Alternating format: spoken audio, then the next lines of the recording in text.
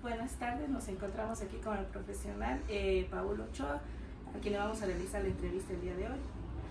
Bueno, yo soy Paulo Ochoa, yo soy psicólogo social de formación, tengo un máster en psicoterapia, tengo un máster en psicología de urgencias y emergencias.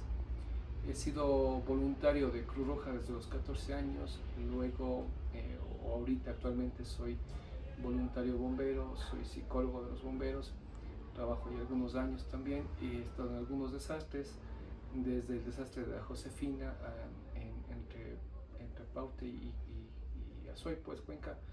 He estado en el desastre de Haití en el 2010, he estado también en Esmeraldas con el terremoto, estuve en Alausí últimamente y bueno, últimamente con los incendios forestales, ¿no? Eso, en esencia. Me dedico mucho a lo que es psicoterapia y trabajo en este proceso sobre todo de ser voluntario y ayudar a la gente. ¿Cuál ha sido la emergencia o desastre más impactante en la que ha participado y cómo describiría la experiencia al intentarlo? Bien, ¿cómo están? Buenas tardes. Bueno, yo creo que he estado en muchas emergencias. Cada emergencia tiene su diferente particularidad y es bastante difícil distinguir de cuál ha sido más grave. Yo creo que todas son graves. He asistido al desastre de la Josefina y hace mucho tiempo atrás, luego a lo que es el terremoto en Haití y finalmente el terremoto aquí en Ecuador y los desastres que hubo en Alausí, el movimiento de tierra en Alausí y últimamente los incendios forestales. Cada uno de los procesos tiene su particularidad y yo creo que lo que más marcó en nuestro caso en la psicología es el evento del terremoto que hubo aquí en Ecuador, en Esmeraldas. Este terremoto creo que marcó un antes y un después en el sentido de la psicología, porque se miró mucho al psicólogo de emergencias y la aplicación de primeros auxilios psicológicos y apoyo psicosocial, lo cual es como que supuestamente nuevo, ¿no? Pero esto ya viene de muy atrás, muchos años atrás. Entonces yo creo que ahí fue un antes y un después, porque ahí incluso comenzaron a salir manuales ya por el Ministerio de Salud en cuanto a lo que es primeros auxilios psicológicos y apoyo psicosocial. Antes de eso existían los manuales de UNICEF, existían los manuales de Cruz Roja Internacional, Cruz Roja y la Luna Media Roja que se llama. Había todos estos manuales, pero ya algo propio se desarrolló apenas ahí, ¿no? Y la última actualización de primeros auxilios psicológicos fue en el 2020 con el asunto de la pandemia. Entonces creo que antes y después del terremoto marcó muchas cosas. En ese terremoto cuando uno llegó no se había hecho cargo justamente lo que es la gestión de riesgos y emergencias y desastres de aquí del Ecuador, que era la que tenía que estar adelante liderando incluso el puesto de comando unificado y todo. Pero quien lideró ahí fue nuevamente el ejército y no había una cabeza ahí visible en torno a eso. Entonces pasaron varios días en cuando ya se fue asumiendo la responsabilidad de la gestión de riesgos, pero antes de eso no hubo. Y claro, no estábamos listos tampoco para este tipo de emergencia. Los albergues no funcionaban muy bien, los baños colapsaron. No puedes tú atender una población en primeros auxilios psicológicos o hacer de pronto duelos masivos cuando no se subsana la parte incluso de necesidades básicas. Eso, entonces yo creo que ahí ese evento del 16A que se llama, creo que nos marcó, y sobre todo en lo que es el apoyo psicosocial y primeros auxilios psicológicos, en donde se vio realmente la contribución de los psicólogos en muchos de los casos. ¿Qué desafíos psicológicos ha observado con mayor frecuencia en las víctimas durante una emergencia? ¿Y cómo ha influido esto en su capacidad para responder a la situación? ¿Qué desafíos? Yo creo que bueno, los primeros auxilios psicológicos están vinculados a eso de no dar una terapia. Yo creo que el mayor desafío es que el psicólogo aprenda primeros auxilios psicológicos, que es diferente a comenzar a dar psicoterapia. Entonces muchos de los psicólogos, incluso voluntarios, llegaban casi a dar psicoterapia, que no era lo adecuado. Entonces ese es el primer punto. Entonces generalmente uno aplica los primeros auxilios psicológicos las 72 horas primeras del evento cuando apenas llega. Entonces hay que marcar ese margen, es decir, hay que tener esa diferencia de lo que es la psicoterapia, terapia breve, terapia estratégica y finalmente la aplicación de primeros auxilios psicológicos. Luego viene el apoyo psicosocial y luego las derivaciones que ya van así a lo que es psicoterapia. Entonces es lo uno. Lo otro es que el manejo del duelo. Yo creo que uno lo más complejo es trabajar con familias o familiares que han perdido a alguien. Y es un acompañarles en todo el proceso, incluso en el reconocimiento de cadáveres, porque ahí tiene que estar el psicólogo. Todo el proceso de acompañarles a las víctimas, ¿sí? A las sobrevivientes en ese proceso. Entonces yo creo que tanto para las personas que obviamente perdieron a alguien, un familiar, es sumamente fuerte. Y luego, dependiendo del desastre, también es complejo. Por ejemplo, en Alaucín se sacaba pedazos de personas y claro, había que mandar a Quito a que reconocimiento, todo este tipo de cosas, con asunto de huella dactilar, etcétera, etcétera, que eso no se podía hacer ahí. Entonces pasó mucho tiempo para que se regule y para que se reduzca a 5 días. Pero hasta mientras este tiempo la gente quería saber de sus familiares. Entonces es lo más difícil, no tener respuestas. Algo más complejo es que también cuando hay desaparecidos, el no poderles guiar en todo el proceso, a dónde van, a dónde acuden. Habían familias que iban al municipio, luego tenían que ir abajo a la Cruz Roja, luego pasaban por los bomberos y ninguno le daba respuesta a los familiares. Entonces eso agudiza más o profundiza más esta pérdida ambigua, porque es una pérdida ambigua porque no saben o tienen la esperanza de que estén vivos y no saben si es que fallecieron. Entonces ese es lo más complejo de las personas que sufren este tipo de impactos. Lo otro es que los primeros auxilios psicológicos no solo en este tipo de desastres se puede aplicar. Nosotros, por ejemplo, tenemos un grupo, yo soy bombero, tenemos un grupo de psicólogos bomberos, en donde cuando se hace rescate vehicular, en caso de accidentes de tránsito, que es muy común, ahí está también el brindar primeros auxilios psicológicos. Pero aún sigue siendo bastante fuerte el dar una mala noticia de que alguien falleció, tanto para la persona que está como psicólogo allí, como para la víctima o las posibles víctimas. Yo creo que el manejo del duelo es bastante complejo. Y lo que evitamos ahí es que después sea un post-trauma, ¿no? Entonces hacemos estas primeras ayudas psicológicas para que no desarrollen ningún tipo de trastorno. Pero eso creo que sería lo más complejo, lo más difícil. Hay que tomar en cuenta que también una persona no solo entra en duelo cuando pierde un familiar. Toda pérdida significativa es un duelo. Entonces hay personas que a lo mejor no perdieron a sus familiares, pero perdieron la casa. Y ese es un duelo también significativo para ellos. Entonces hay que acompañarles igual en el proceso de duelo. Eso yo diría que sería un poco lo más complejo, pienso yo. ¿Usted cómo maneja el estrés y la presión emocional que enfrentan los equipos de respuesta durante una emergencia? ¿Y qué estrategias ha encontrado más efectivas para mantener la cohesión del grupo? Ya, hay varias estrategias, ¿no? Por ejemplo, una de las estrategias que se hace cuando el personal de bomberos, Cruz Roja, rescatistas llegan ahí, es que desde el inicio ellos tienen el defusing, ¿no? Es esto de todas las tardes, después de hacer alguna serie de rescates o lo que necesiten hacer, tienen que pasar por los círculos de defusing. Hacemos un círculo y les desactivamos de todo lo que vieron, intentamos hacer varias técnicas de respiración con ellos, relajación, etcétera, etcétera. Entonces ese es un mecanismo. Hay un mecanismo que se utilizaba mucho con los bomberos y utilizan mucho los chilenos, que es el diario emocional. ¿Qué significa eso? A todos les entregan un diario y ellos tienen que registrar todos los días cómo se sienten y por qué se sienten así. Y lo otro es que el manejo del estrés, sobre todo para que no se agudice y después no sea un burnout, un estrés del quemado en el caso del personal de rescate, es que ellos tienen que rotar generalmente. Entonces llegan, están una semana, algunos 15 días como máximo y tienen que rotar ese personal.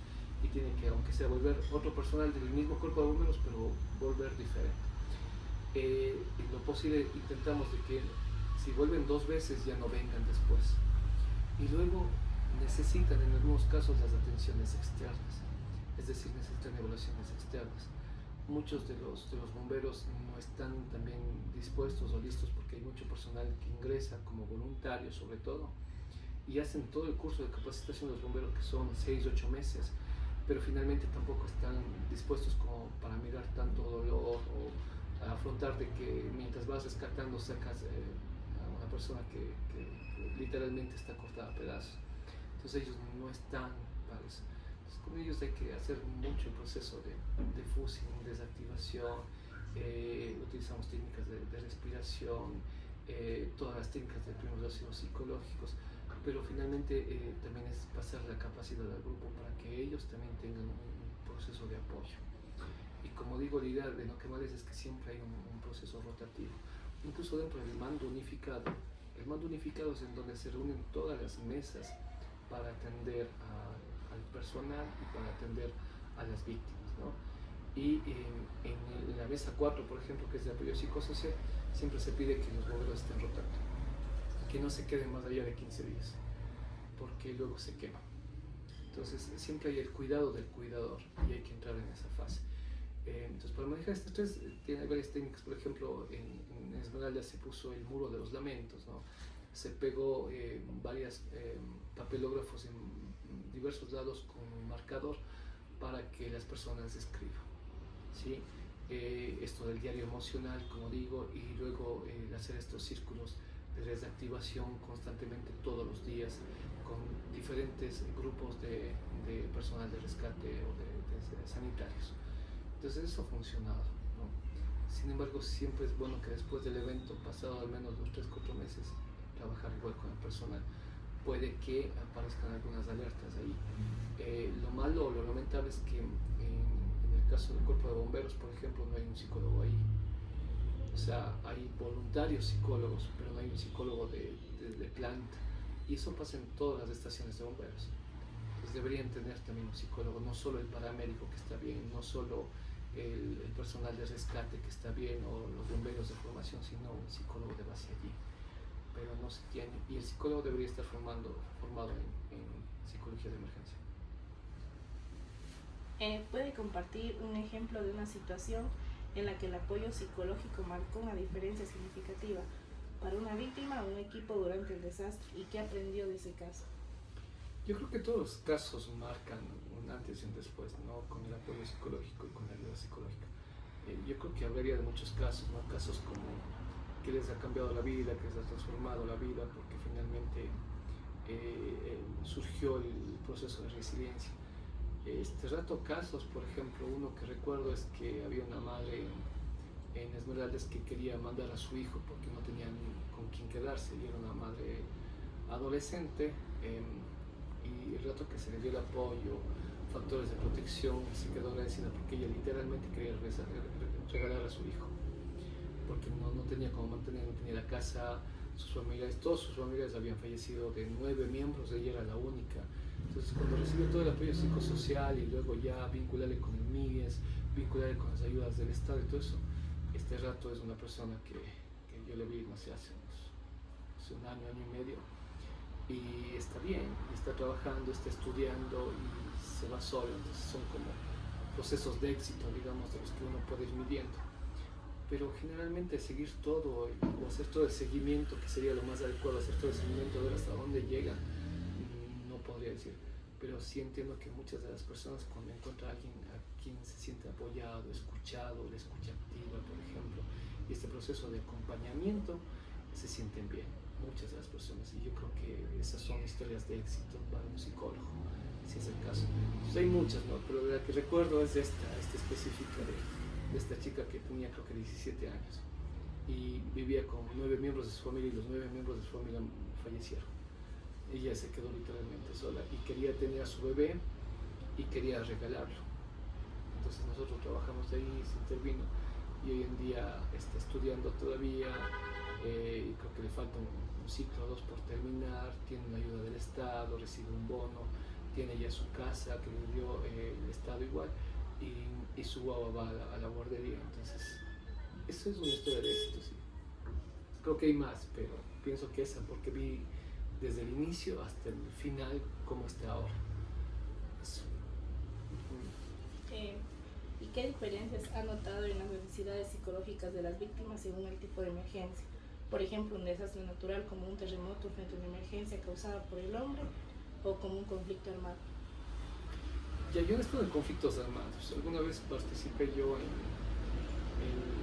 acción ecológica. En ese momento todavía no era psicólogo, pero yo trabajé con chicos que fueron afectados por la guerrilla y luego por la contaminación de las fumigaciones.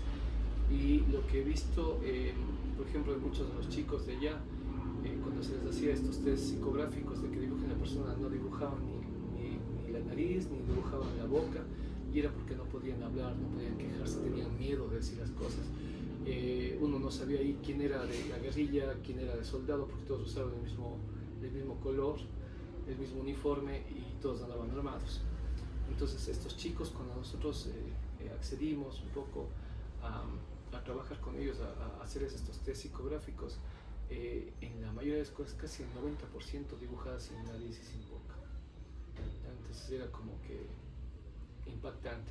Y muchos de ellos dibujaban cómo bajaban los soldados de los helicópteros, cómo se colgaban, cómo andaban armados, veían cómo mataban a las personas y dibujaban ahí con sangre y todo lo que ellos veían.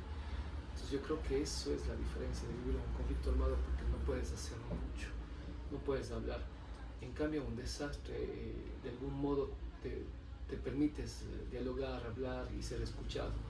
Pero un conflicto armado como el que se vivió en la frontera de Colombia y Ecuador, los chicos como que no podían decir, no podían hablar. Y muchos de los chicos, de hecho, cuando uno les preguntaba, no hablaban muy poco. Suelen decir, había que sacarles con cuchara. Y eso es, yo creo que la diferencia, ¿no? Porque acá en este asunto de estos conflictos armados, tú no tienes como el derecho a opinar, al decir y quejarte y pedir ayuda.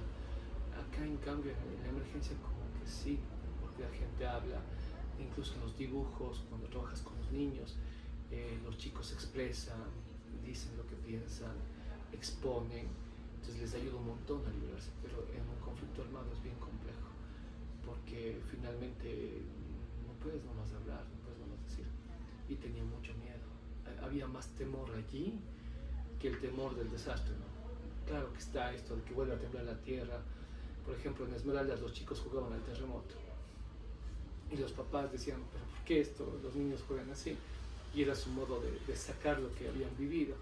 Entonces ellos jugaban, viene el terremoto, y corrían todos. Y los papás eran como que no jueguen a eso, pero podían expresarse, podían hacerlo.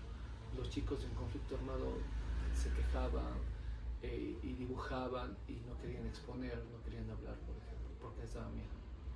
Porque daba miedo de que de pronto entre la guerrilla y les reconozca y digan que ellos están haciendo algo, denunciando o diciendo algo.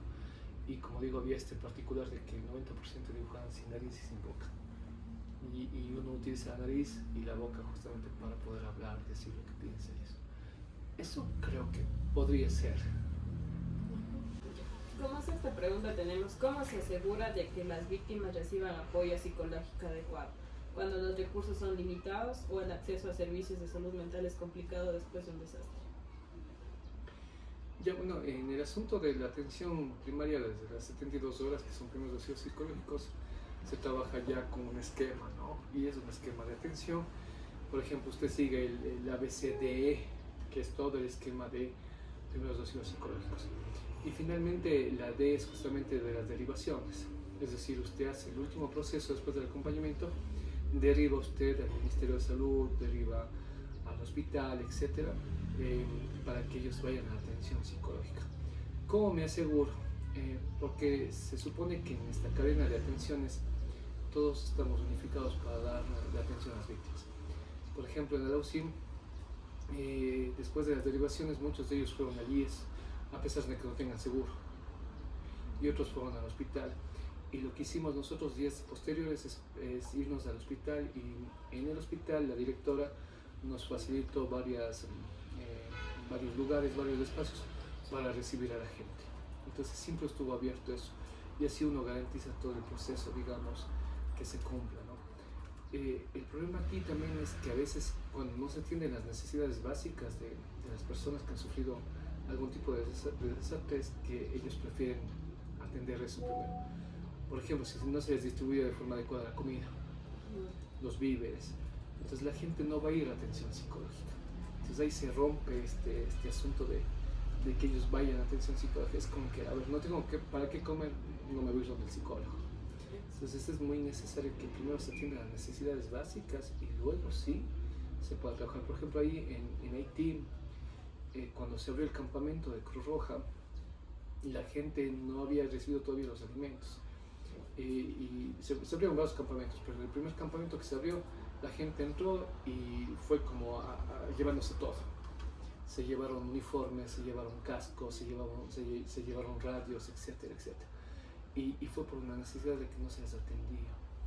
No habían recibido comida todavía, no habían recibido funda de víveres que el gobierno les ofreció. Entonces, mientras uno no atienda esta parte de las necesidades básicas, no puedes dar atención psicológica, porque la gente prefiere comer y luego irse a atender la parte psicológica. Entonces ese es el problema. Ahí se rompe esta cadena de atención y no se garantiza la atención psicológica. Esa es una de las dificultades. La otra de las dificultades es que en muchos casos, como digo, las personas prefieren estar pendientes de recuperar su casa, de ver quién les ayuda a reconstruir su casa y todo eso. Entonces la atención psicológica otra vez queda secundaria. ¿Ya? ¿Qué hacemos nosotros? Intentar dar los primeros auxilios psicológicos. Eso primordialmente. Y luego sí tener esta información de derivaciones, en dónde pueden ir, en dónde pueden atenderse, qué les va a pasar después, posiblemente esta semana no puedan dormir, a lo mejor no tengan mucha hambre, etcétera, etcétera, etcétera. Los niños, un niño pequeñito que, no sé, de 2 años, posiblemente comience a tener miedos nocturnos, no quiera separarse de mamá, etcétera. Entonces se les da todas las indicaciones, pero finalmente sí se espera que ya lleguen a la zona fría que se llama, es decir, a donde ya no es el evento, donde no fue la zona cero, que lleguen allá para atención psicológica. Y muchos, como digo, ya no llegan. Y es por esta situación de que, a ver, primero quiero recuperar mi casa. No piensas tú en atención psicológica si no recuperas la casa. Pero sin embargo tú derivas. Y cuando haces las derivaciones se asume o se supone que el Ministerio de Salud tendrá que hacer el seguimiento de estos casos. Ya, ¿qué papel juega la comunicación en la gestión de una emergencia? Tanto como las víctimas como dentro del equipo de respuesta. ¿Y cómo ha visto que esto afecta el estado psicológico de las personas involucradas? Sí, la comunicación es necesaria, es casi indispensable. Si usted no maneja comunicación, no puedes hacer un buen plan de intervención, un plan terapéutico y finalmente el asunto incluso de ya un plan de gestión de riesgos. Entonces, la comunicación dentro del parámetro, tú tienes del parámetro del PAI que se llama, que es del plan de gestión de riesgos, tú tienes un nexo que es la comunicación, tanto interna como externa. Y son las personas que se encargan de dar este tipo de comunicaciones tanto a la población, a los medios locales, a la prensa nacional, internacional, y son los que manejan en sí la situación de todo eso. Pero para tener una buena información hay que levantar una buena estadística y hay que levantar lo que nosotros llamamos el EDEN o el ELAN se llama, que es levantar fichas de cómo está la situación, cuántas personas están afectadas, cuántas personas están en un albergue, cuántas personas necesitan ayuda, necesitan apoyo, cuántas personas fallecidas, etcétera, etcétera. Entonces, cuando hay esta primera estadística, esta primera investigación que se hace todos los días, constantemente se hacen los reportes, se puede dar una buena información, pero la comunicación es vital. Si no hay buena comunicación, no se puede trabajar. Ha trabajado con poblaciones especialmente vulnerables como niños, adultos mayores o personas con discapacidades durante una emergencia. ¿Qué enfoques específicos ha utilizado para atender sus necesidades psicológicas? En el caso de los niños se ha trabajado y ahí muchas de las ONGs como UNICEF, como ONU Mujeres, como Hayas que están ahí, ellos atienden y tienen ya especialidad en atender este tipo de poblaciones vulnerables. Y lo que nosotros hacemos es juntarnos a ellos para atender este tipo de necesidades. Pero cada quien, digamos, en su espacio incluso hace un procedimiento. Y cuando hay niños, de por medio se llama UNICEF. Y UNICEF se contacta con todas las fundaciones o organizaciones que tienen ya este trabajo diario, que lo hacen, ¿no? En albergues o aquí en situaciones de niños que están en situación de riesgo en la calle y cosas así. Entonces ya tienen una especialidad, entonces son los que se encargan allí. Igual en el caso del MIDES con adultos mayores. Entonces se les llama a ellos y todos ellos son partícipes de las mesas de trabajo. Entonces en las mesas de trabajo se va resolviendo eso. En cada uno de los albergues incluso se distribuye a personas que puedan atender estas necesidades. El MIES, por ejemplo, son los que generalmente se encargan de los albergues, son los que se encargan de la logística allí. Por ejemplo, Cruz Roja, que siempre está en todos los eventos, se encarga mucho de lo que es rescate, lo que es atención en torno a atención incluso psicológica, el asunto también de lo que son primeros auxilios básicos, soporte vital avanzado, etcétera, etcétera, etcétera. Entonces, ellos ya tienen líneas y lo que uno hace es incorporar esas líneas en un buen plan de gestión de riesgos. Y cada quien trabaja con su población que conoce más. Entonces UNICEF va a trabajar con niños y lo que hace aquí localmente es llamar a aldeas infantiles de Suecia para trabajar ahí. Entonces se asume o se supone que ellos tienen esta especialidad de poder trabajar con niños, niñas, adolescentes. Y tienen su metodología, por ejemplo, es a base de juegos, por ejemplo, en muchos casos, sin el caso de los niños.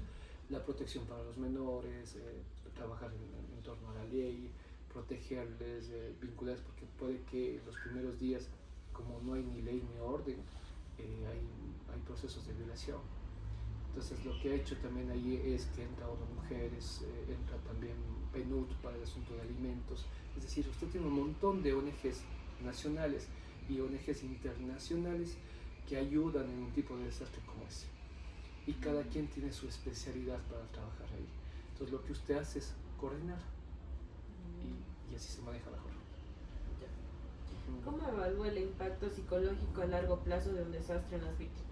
¿Y qué medidas ha tomado para apoyar su recuperación? ¿Meses o años después del evento? Ya, nosotros no damos un seguimiento. Eso digo, nosotros terminamos cuando se deriva ya al Ministerio de Salud en este caso. Entonces ellos harán todo el proceso y harán todo el seguimiento y el cierre si es necesario ya de lo que es psicoterapia. Pero lo que nosotros hacemos es primeros auxilios psicológicos y el apoyo psicosocial durante ese periodo de emergencia. Uno trabaja el antes, durante y después. Antes sí trabajamos en prevención, durante trabajamos en todo el evento, pero después hacemos este apoyo psicosocial. Y en este apoyo psicosocial ya son las derivaciones. Nos encargamos de que el ministerio se preocupe ya con nombre, apellido, número de cédula para la atención del ciudadano, del chico, del adolescente, de los ciudadanos en sí. Pero ya quien tiene que darle un seguimiento es el Ministerio de Salud. Nosotros como miembros voluntarios o como personal de rescate, si eres de Cruz Roja, si eres de bomberos o si eres de otro tipo de más operativo, trabajas en esta sección de trabajar con la gente, pero en esas primeras 72 horas, primeros auxilios psicológicos. Luego de eso, apoyo psicosocial y luego las derivaciones. Y en las derivaciones, ¿quién se encarga de hacer todo el seguimiento? Se supone que es el Ministerio de Salud. Entonces, así para irnos nosotros desde el inicio hasta el final difícilmente. Es complejo. Tendrías que dar un seguimiento, pero quien entiendo que da ese seguimiento es el Ministerio de Salud.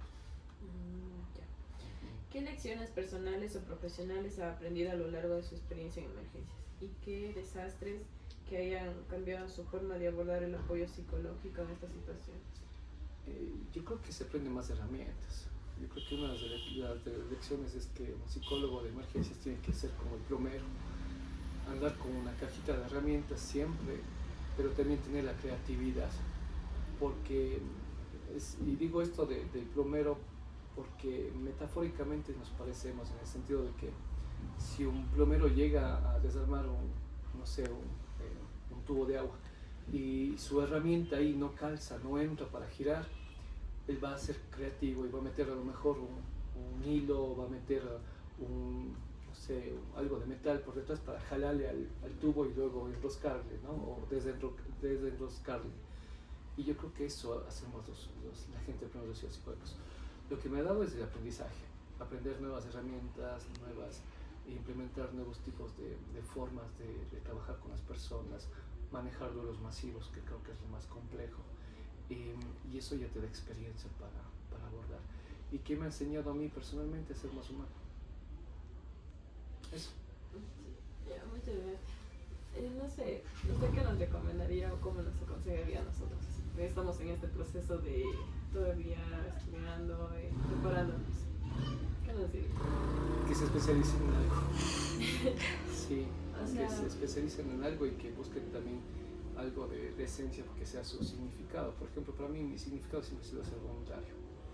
Y si uno quiere trabajar en psicología de emergencias, por ejemplo, debería ser de un cuerpo de socorro, no necesariamente, ¿no? Pero debería estar ahí porque ahí seguramente te van a tomar a ti y decir, vamos. En cambio, cuando estás como que en otro espacio, posiblemente ni siquiera te toman en cuenta, por más que vos quieras ir de voluntario. Pero en cambio, si eres de Cruz Roja, te van a tomar en cuenta. Si eres de los bomberos, te van a tomar en cuenta.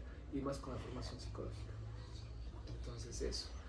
¿Esto me decías de la recomendación o otro tipo de recomendación? No, o sea, como recomendación, porque hay veces que o sea, salen con solo como el título y es como que ¿y dónde está la preparación, la experiencia de uno mismo? A eso. Yo creo que en el voluntariado, ya sea igual trabajar con UNICEF, con ONU Mujeres, como digo, con algún tipo de ONG, Cruz Roja, no sé, bueno, había la defensa civil, bomberos, o sea, hacer un voluntariado siempre te viene bien. Por ejemplo, yo he sido scout desde los 7 años hasta la fecha. Toda mi vida he sido scout. Entonces yo aprendí muchísimo y ahí aprendí a ayudar a la gente. Y ahí aprendí también cuerdas, rescates, subir montañas, acampamento, todo. Ya como irme a una emergencia y dormir en una carpa no pasa nada. Entonces yo creo que muchos valores me ha dado el escultismo siendo scout. Y creo que de ahí viene también la formación. Y de ahí creo que aprendí a ser profesor, aprendí a manejar grupos, etc. Eso. Bueno, mi compañera y yo le agradecemos mucho por esta entrevista y pues nos ayuda con mucho conocimiento para nosotros mismos. Y mis compañeras también.